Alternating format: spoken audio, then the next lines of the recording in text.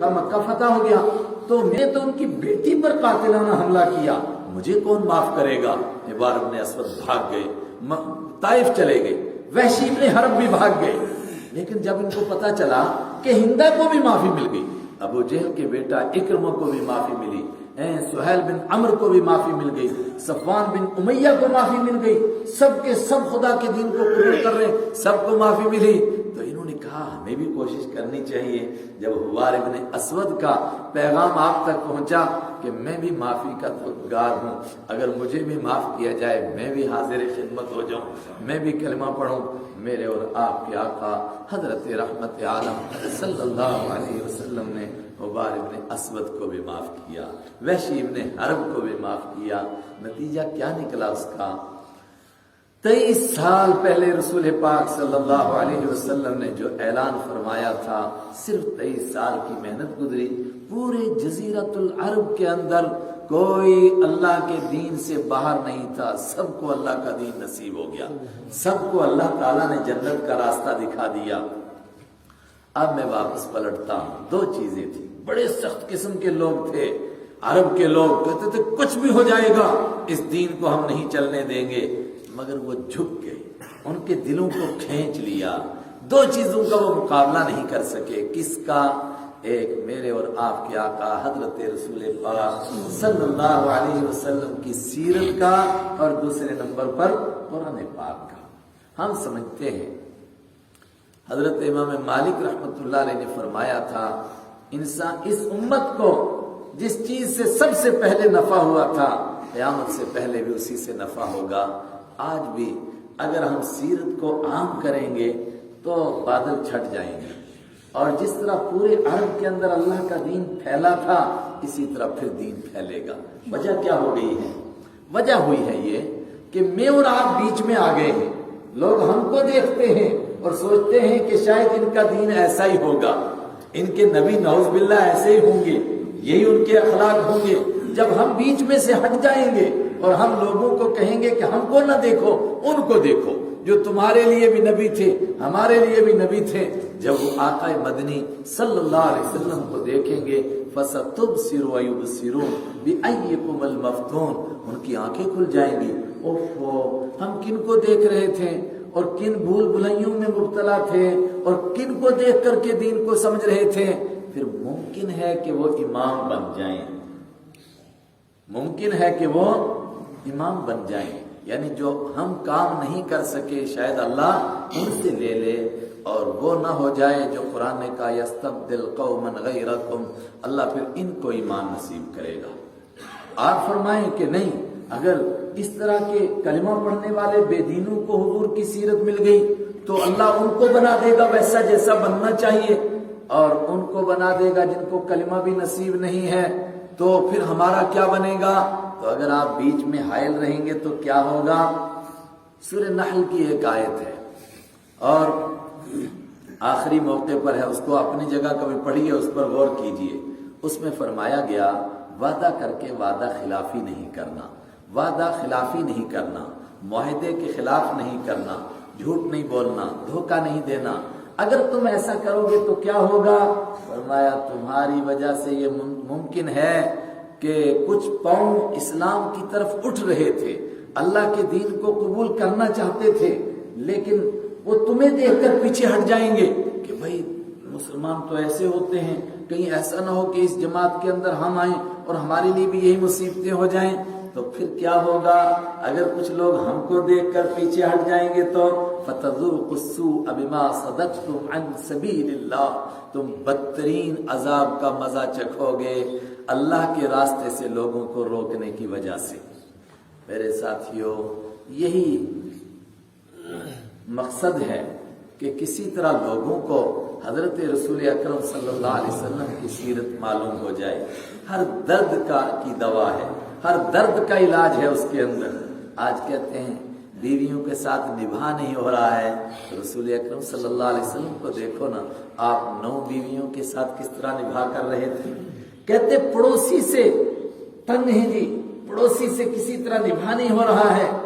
تو حبیب کبریا صلی اللہ علیہ وسلم جنہوں نے فرمایا تم پڑوسیوں سے تنگ آتے ہو، میرے ایک طرف عقبہ بن ابی معیط اور دوسری طرف ابو لہب۔ عقبہ بن ابی معیط اور ابو لہب کیسے دونوں پڑوسی تھے؟ کہا پورے مکہ شہر میں دیکھتے رہتے تھے کہ کہیں بھیڑ یا بکری نے بچہ دیا ہو تو بچے کے بعد وہ تھوڑا سا جو گوشت نکلتا ہے نا، اس گوشت کو، اس گند کو لاتے تھے، صرف کس لیے کہ میں نماز پڑھتا تھا اور نشانے آزماتے تھے کہ کس کا سیدھا جا کر کے ان کے سر پر لگے۔ ایک دن پھینکا، میرے سر پر تو نہیں لگا، خدیجۃ الکبریٰ کی ہانڈی میں سیدھا جا کر کے گرا۔ وہاں میرے یہ پڑوسی تھے، میں نے ان کے ساتھ گزارا کر کے دکھایا۔ آج لوگ تنگ ہیں کہ ہم دوستوں کے ساتھ نبھا نہیں کر سکتے ہیں، تو جب رسول پاک صلی اللہ علیہ وسلم کی سیرت پڑھیں گے ان کو نبھا کرنا آئے گا، ان کو معلوم ہوگا کہ حبیب کبریا صلی اللہ علیہ وسلم نے کس طرح دنیا کے ساتھ اخلاق کا برتاؤ کیا، کس طرح دنیا کے ساتھ دنیا کو رہنا سہنا سکھایا۔ اور سب سے بڑی بات ہے پھر جن کو کلمہ نصیب نہیں ہے، اور میں اور آپ شاید قیامت کے دن پھنس جائیں کہ تم خزانے کے اوپر وہ سانپ بن کر کے بیٹھ گئے، نہ تو خود تم نے دین پر عمل کیا اور نہ تم نے دوسروں تک دین جانے دیا۔ وہ تم کو دیکھتے رہے اور تم دیکھنے کے لائق نہیں تھے، اور تم بیچ میں ہٹ جاتے تو وہ میرے نبی کو دیکھتے تو ان کو دین نصیب ہوتا۔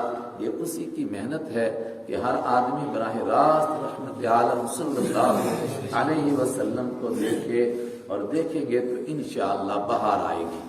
اسی کے لیے ساتھیوں نے کوشش کی، سری نگر میں بھی مختلف مقامات پر کی، آپ کے یہاں بھی کی ہے کہ یہ سیرت کی ایک کتاب ہے، سیرت کی لاکھوں کتابیں ہیں، اس میں تھوڑی سی ایک کوشش ہے کہ پڑھنے والے کے دل میں کچھ درد پیدا ہو، کچھ کام کرنے کا جذبہ پیدا ہو، اس کو لگے کہ جو کچھ حالات میں آج دیکھ رہا ہوں اس سے تو لاکھوں گنا زیادہ حالات وہاں تھے، اس کے باوجود دین کا کام کیا گیا، اس کے باوجود انقلاب، اتنا بڑا انقلاب آیا، تو میں کیوں نہیں کچھ کر سکتا ہوں؟ اس سوچ کے تحت یہ کتاب ہے۔ اسی کے لیے عام لوگوں کو دی گئی، مطالعہ کرو، مطالعہ کر کے اس کے بعد میں اسی سے کچھ سوال بنائے جائیں تو ان کے جواب دو۔ آج آپ کا اسی کے لیے جلسہ ہے، آپ کے اس علاقے کے بچوں نے بھی اس میں شرکت کی، جن ساتھیوں نے اس کے لیے محنت کی ہے، اللہ تعالیٰ اپنے خزانے غیب سے ان کو بہترین جزا عطا فرمائے۔ اور جن جوانوں نے اس کے پڑھنے میں محنت کی ہے، آج سب کچھ آدمی کو ملتا ہے مگر پڑھنے کا وقت نہیں ملتا ہے۔ اور بڑے اچھے قریبی دوست ایسے ہیں کہ ان سے میں پوچھتا ہوں کہ بھائی آپ نے سراج منیرہ پڑھی؟ کہتے نہیں، پڑھنے کا موقع تو نہیں ملا۔ پڑھی نماز جنازہ ہماری غیروں نے جن کے لیے مرے تھے وہ وضو ہی کرتے رہے۔ میرے ایک دوست ہے، اس نے چھوٹی سی کتاب لکھی، تو اس کتاب کو مجھے بھیجا اور اس میں 500 روپیہ بھی بھیجا ساتھ میں۔ تو میں نے فون کیا کہ یہ 500 روپیہ زکوٰۃ کا ہے، امداد کا ہے، صدقے کا ہے؟ کہنے لگے یہ کرائے کا ہے۔ میں نے کہا کس چیز کا کرایہ؟ کہتے لوگ پڑھتے نہیں، آپ 500 روپیہ لے لیجیے، کم سے کم میری کتاب ایک مرتبہ پڑھ لیجیے۔ ایسے وقت میں کہ جب موبائل شریف نے یہ حال کیا ہے کہ نہ کوئی اسکول میں پڑھتا ہے نہ مدرسے میں پڑھتا ہے، ایسے وقت میں اگر کچھ لوگوں نے پوری کتاب پڑھی، بلکہ بعض لوگوں نے حفظ کی اور بالکل زبانی یاد، کئی سارے لوگوں نے جنہوں نے امتحان میں حصہ بھی نہیں لیا۔ ایک ساتھی مجھے گزشتہ جمعے کو ملے، نکلتے نکلتے ایسے وہ پیج گنا رہے تھے، فلاں پیج پر آپ نے یہ لکھا، فلاں پیج پر یہ لکھا، فلاں پیج پر یہ لکھا، تو میں تو گھبرا گیا۔ میں نے کہا بھائی صاحب میں لکھ کر بھول گیا، اب کتاب سامنے لاؤ تو میں دیکھ کر بتاؤں کیا کیا لکھا ہے۔ کتنا اس نے یاد کیا، وہ سب لائق مبارکبادی ہیں۔ اللہ آپ کی اس محنت کو بے حد قبول فرمائے اور اس سلسلے کو آگے چلائے، کسی پر ختم نہ ہو جائے۔ ابھی تو بہت سارے لوگ وہ ہیں جن کو آج پتہ چلا ہے کہ اچھا ایسا کوئی مقابلہ ہوا ہے، اچھا ایسا کوئی امتحان ہوا ہے، ہمیں تو پتہ نہیں ہے۔ اللہ معاف کرے، قیامت کے دن کہا جائے گا کہ کچھ لوگ تھے، ان سے پوچھا جائے گا تمہیں کبھی مرنے کا خیال نہیں آیا تھا؟ تو جواب کیا ملے گا؟ وَلَهُمْ أَعْمَالٌ مِّن دُونِ ذَلِكَ هُمْ لَهَا عَامِلُونَ۔ یہ بڑے بزی لوگ تھے، ان کو موقع ہی نہیں ملا۔ جیسے شہروں میں اکثر کہتے ہیں نا کہ ہمارے بچوں کو قرآن پڑھنے کے لیے وقت نہیں بچتا ہے، کوئی ایسا ٹویٹر دے دو، مدرسے میں کہاں آ سکتے جو دوڑ کر آئے اور جلدی جلدی 2 منٹ پڑھا کے واپس بھاگے، کیونکہ وقت نہیں ہے آج بچوں کے پاس، پتہ نہیں کہاں جا رہا ہے وقت۔ فرمایا قیامت کے دن بھی کہا جائے گا ان کے پاس موت کو سوچنے کا آخرت کے بارے میں غور کرنے کے لیے وقت ہی نہیں تھا. حتی اذا جاء احدهم الموت، یہاں تک کہ کسی کے پاس جب موت یہاں پہنچتی ہے، قال رب ارجعون، اے خدا اب واپس کر دے. کیا کرے گا؟ لعلی اعمل صالحا فیما ترکت کلا انها کلمۃ هو قائلها ومن ورائه برزخ. اب کہہ رہا ہے یہاں سے واپس کرو، یہاں سے کوئی واپس نہیں جاتا ہے. ایسے وقت میں ساتھیوں نے وقت نکالا، بڑی مبارکبادی کی بات ہے، اور اللہ کرے یہ سلسلہ اور آگے بڑھے اور لوگوں کو اور شوق پیدا ہو. اور آج کہتے 500 لوگ شریک ہوئے، اللہ کرے کہ 5000 ہوں بلکہ 5 لاکھ ہو جائیں تو اللہ کے لیے کوئی بڑی بات نہیں ہے. قیامت کے دن شاید یہی چیز کام آ جائے، ہم کہیں اے خدا ہم سے اور تو کچھ نہیں ہو سکا، البتہ ہم نے تیرے پیارے نبی صلی اللہ علیہ وسلم کی سیرت کو لوگوں تک پہنچانے کے لیے یہ چھوٹی سی محنت کی تھی. اللہ تعالیٰ اس کو قبول فرمائے. وآخر دعوانا الحمدللہ رب